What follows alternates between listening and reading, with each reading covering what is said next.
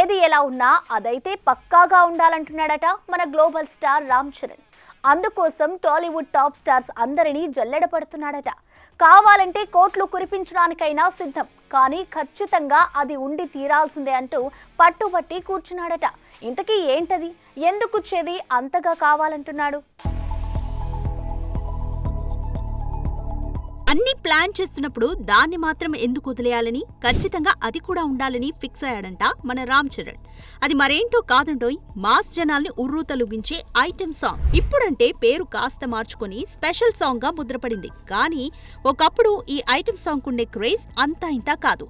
అంతెందుకు, రీసెంట్ గా కిస్సికంటూ పుష్పరాజుతో శ్రీలీల వేసిన స్టెప్పులు కూడా కోట్ల కలెక్షన్లకి కారణమన్న సంగతి తెలిసిందే. ఇక ఆజ్ కి రాత్ అంటూ మిల్కీ బ్యూటీ, ఊ అంటావా అంటూ శామ్ వేసిన స్టెప్పులకి ఇప్పటికీ ఫ్యాన్స్ కాళ్లు కదుపుతూనే ఉంటారు. ఇంతటి మాస్ అపీల్ ఉండే స్పెషల్ కమ్ ఐటెం సాంగ్ పెద్ద సినిమాలో కూడా ఉండాల్సిందే అని షరతులు పెడుతున్నాడట మన రామ్ చరణ్. ఇందుకోసం వాళ్ళు వీళ్ళు ఎందుకు అంటూ ఏకంగా రష్మిక, పూజ, సమంత వంటి టాప్ స్టార్స్ ని రంగంలోకి దించబోతున్నారట movie makers.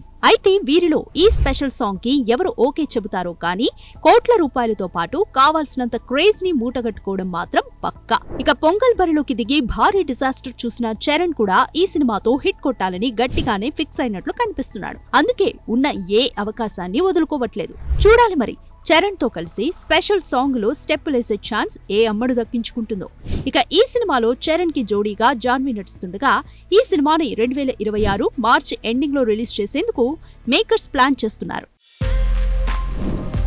For more videos like this, subscribe Big TV channel.